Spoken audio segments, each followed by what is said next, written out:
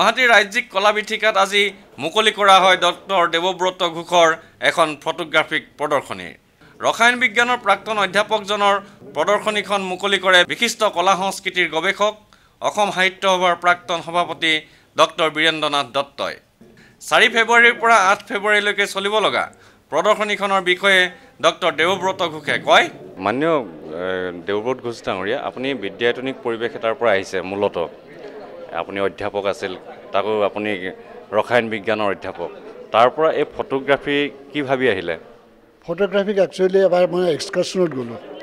মই বন্ধু এজনৰ কেমেৰা লৈ এক্সকাৰ্ছনত যাওঁতে ছাত্ৰ অৱস্থাত মোৰ ফটোবিলাক খুব ধুনীয়া হৈ গ'ল। তাৰ পৰা মই চবেই ক'লে তুমি ফটোগ্ৰাফি আৰম্ভ কৰা। তেতিয়া মোৰ কেমেৰাও নাই।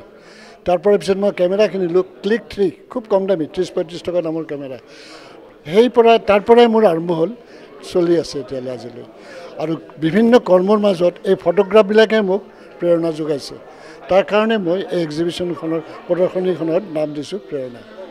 আপুনি প্ৰদৰ্শনীখনত এটা শব্দ লিখিছে যে লাইফ টাইম, জীৱনজোৰা।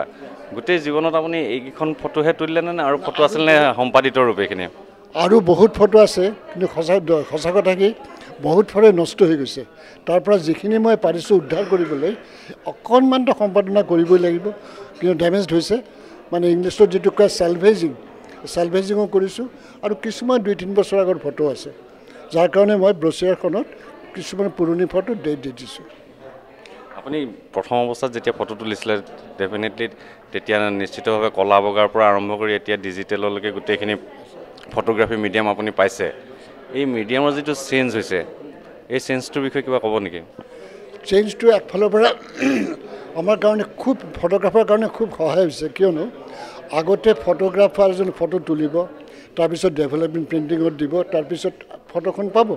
সেইটো কৰোঁতে বহুত সময় যায়, কোৱালিটি ঠিক চেঞ্জ কৰিব নোৱাৰে আৰু মনো নপৰে কেতিয়াবা। কিন্তু ডিজিটেল হোৱাৰ ফলত কি হৈছে, এটা খুব ভাল হৈছে, মানুহজন তৎক্ষণাত ফটোখন দেখা পায় আৰু সেইটো মেকআপ কৰাৰ চান্সটো পাই যায়, যিটো আমি আগতে পোৱা নাছিলোঁ। আপোনাৰ জীৱনৰ এখন প্ৰথম ফটোগ্ৰাফি এক্সিবিশ্যন? হয়। ইমান বছৰৰ মূৰত অৱসৰ লোৱাৰ পাছত কিয় আৰম্ভ কৰিলে? নে বেলেগ কিবা হেৰি আছে? মই নিজে ভবা নাই যে এইটো কেতিয়া মই প্ৰদৰ্শনী এটা নিজে কৰিব পাৰিম। কিন্তু এই ফটোগ্ৰাফি ছ'চাইটিৰ কিছুমান মানুহে, ল'ৰাই কম মই, খুব বোলে ছাৰ আপুনি কৰক। অলপ তেওঁলোকে উৎসাহ দিয়াৰ কাৰণে, আৰু মোৰ নিজস্ব মেন পাৱাৰো নাই, গতিকে তেওঁলোকে হেল্প কৰিম বুলি কোৱাতে মই এইটো আগবাঢ়িলোঁ। আগতে মই সাহস কৰা নাছিলোঁ। আপোনাৰ এই যাত্ৰাটো আৰু দীঘলীয়া হওক তাৰ কামনা কৰিছোঁ ছাৰ। ধন্যবাদ। ভিডিঅ' জাৰ্নেলিষ্ট সুশান্ত দাসৰ সৈতে অমৰদীপ গগৈ, চেণ্টিনেল নিউজ, গুৱাহাটী।